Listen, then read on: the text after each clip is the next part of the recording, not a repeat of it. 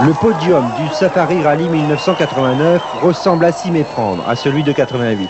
C'est une Lancia intégrale qui monte sur la plus haute marche et c'est aussi Mickey Biasion qui la pilote. Ce succès, c'est la rançon du travail. Cette voiture, aux mains de Recalde, a effectué 3 semaines d'essai, permettant à l'équipe turinoise et à Michelin de donner ça. Une vraie voiture de course, construite spécialement et uniquement pour l'Afrique. En fait, 3 Lancia identiques ont été fabriqués, tout a été apporté d'Italie et tout a été préparé minutieusement. Derrière les pilotes, c'est aussi la victoire de toute une équipe, de Claudio Lombardi, le nouveau patron depuis le départ de Cesario Furio chez Ferrari, au moindre mécano, en passant par Nini Russo, le responsable de l'organisation sur le terrain.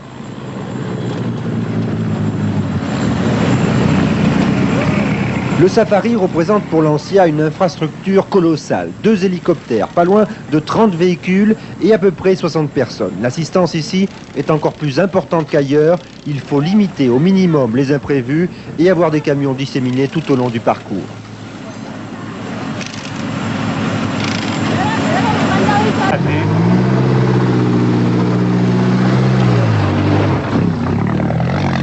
En plus, derrière les 2 Lancia Martini, la 3e voiture, celle de Furio, sert d'assistance rapide. Elle est chargée de pièces de rechange et le copilote est un mécano. Rien d'étonnant lorsqu'on retrouve 2 Lancia en tête de la première étape.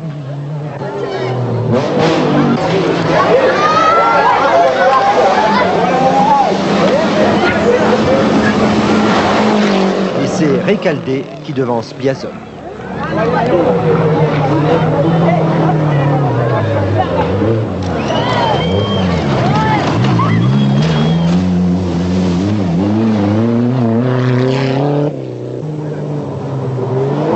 Pourtant, la concurrence est vive. Toyota a préféré les Supra Turbo aux habituels Celica 4 roues motrices.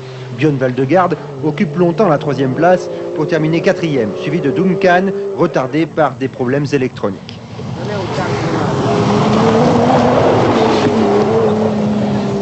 Deux Nissan officiels, Kirkland, qui est longtemps en bagarre avec les Toyota et qui termine 2e malgré une roue arrachée à très haute vitesse.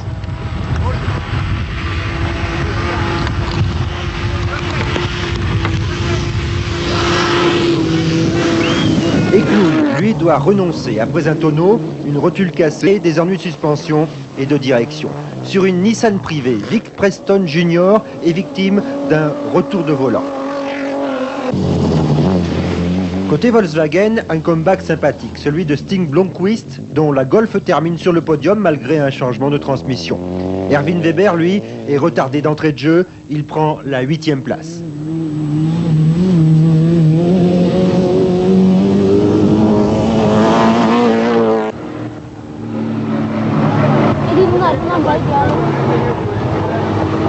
Subaru est présent grâce à l'importateur local Scheckter Meta, mais avec des ambitions plus modestes compte tenu du poids des voitures.